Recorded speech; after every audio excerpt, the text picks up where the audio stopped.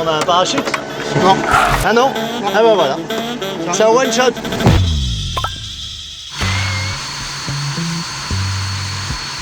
Eh ben attention mon salaud, c'est une grosse arme de guerre ça. Ça c'est un des plus beaux warbirds qui existent aujourd'hui, c'est-à-dire un avion de guerre. Un des endroits mythiques pour voler en warbird, c'est ici, c'est à Melun. Melun, le meeting aérien de Melun, Air Légende, plus d'une cinquantaine d'avions de guerre, d'accord, il y a la Ferté-Alais, etc. Mais Melun, c'est la mecque du warbird, avec plus de 50 avions de guerre, dont le Rafale. Et aujourd'hui, je vais vous emmener à bord du Rafale.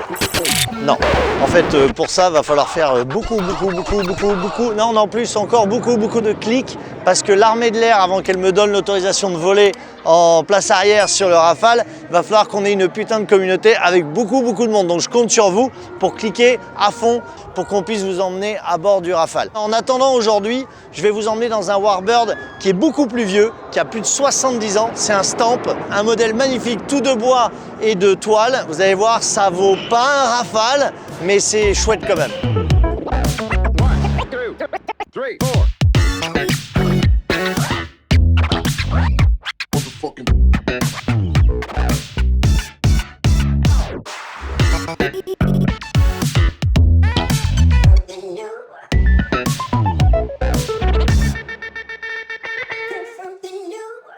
À la base, c'est quoi cet avion?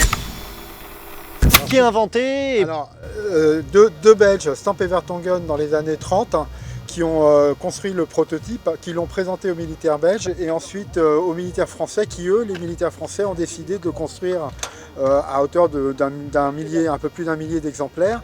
Ils l'ont construit en Algérie parce qu'en fait les météos étaient là, les conditions météorologiques pour le bois, parce que c'est du bois et toile. Hein. Donc ici on a vraiment du bois et puis là en fait on a la toile. Ouais, on la sent, ouais. C'est bois et toile et ils se sont servis de ces avions pour former à la voltige les jeunes pilotes militaires.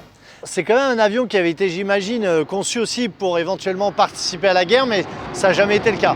Non, il a servi à certaines missions d'observation, mais pas vraiment dans les opérations. Tout ça, c'est d'origine par contre? Radiotranspondeur très récent, et à l'époque, donc, on avait un variomètre, un accéléromètre, un directeur de cap, une montre, un anémomètre pour la vitesse, un altimètre pour l'altitude, et donc ensuite des instruments qui donnent les contours moteur et la pression d'huile. Le pilote regarde à l'extérieur pour avoir la pression d'essence. D'accord. Et de l'autre côté, la température. C'est pas ton niveau d'essence? Non, c'est pas le niveau d'essence. Le niveau d'essence, on l'a à l'extérieur parce que le réservoir d'essence, il est là. De là à là, on a la cabane en fait et ça contient 90 litres d'essence. Dès que tu relèves la tête, le vent, tu le prends. Là, il n'y a pas de cockpit, hein, donc il n'y a pas de verrière, quoi. Tout à fait. Alors, pour éviter ça, en fait, on met un bonnet. Ça n'a rien d'esthétique, en fait, c'est très pratique. C'est pour éviter que le casque s'envole. Mais à l'époque, il n'y avait pas de casque parce qu'il n'y avait pas de radio. Donc les gens avaient un cornet, en fait, et ils se parlaient dans un cornet, en fait, de l'arrière à l'avant. Et donc, ils arrivaient à s'entendre, parce que le bruit du moteur est quand même assez conséquent. Ouais, c'est présent, ouais. Donc j'ai le privilège d'être devant, moi. Ouais. Ah. Alors, surtout, tu fais gaffe aux commandes. Bien sûr, je touche pas. J'ai les commandes. Ni les palonniers, j'imagine. Ni les palonniers. Très important, ces deux commandes, tu dis touche pas parce que c'est la richesse. D'accord. Ça sera emmerdant. J'allais te dire, on a un parachute? Non. Ah non? Ah bah voilà. C'est un one shot. Ouais, c'est un one shot. Allez. Ça plane? Pas trop. Bon bah écoute. Si jamais on devait se casser la gueule, ouais. Tu sors pas, c'est moi qui te détache. D'accord. Te bousiller les vertèbres. D'accord. Si jamais on devait se retourner ou un truc comme ça, mais enfin ça n'arriverait pas, je fais pas de voltige. Hein. Ouais, cool. Allez. Magnifique. Allez.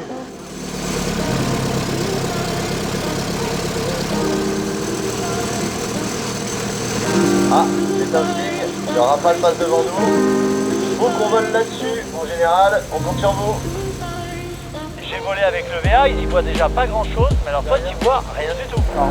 Toi en fait tu commences à voir dès que tu prends un peu de vitesse, quoi, quand il se lève. Exactement.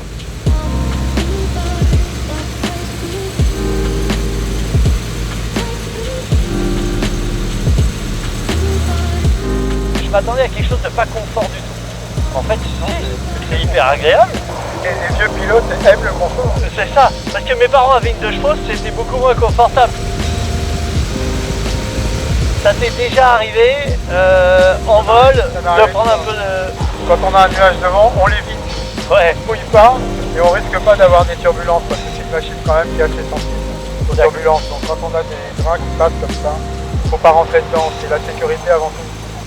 Bon, je sais pas si vous voyez bien les trompes d'eau qui tombent au loin là, mais il faut absolument qu'on évite ça parce que l'avion n'est pas fait pour voler dans les orages. Et puis surtout, si on se prend ça sur la gueule, mon siège va vite se transformer en baignoire. Allez, on se pose rapidement.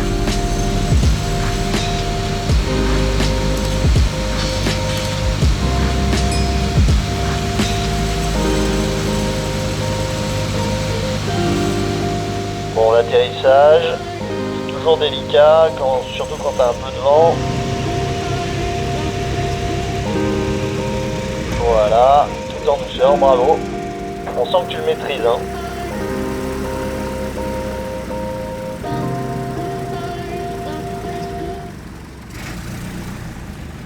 Il faut que je te serre la main. C'est mon premier vol dans un avion comme ça, en stamp. Oui, C'est mon premier vol sans verrière.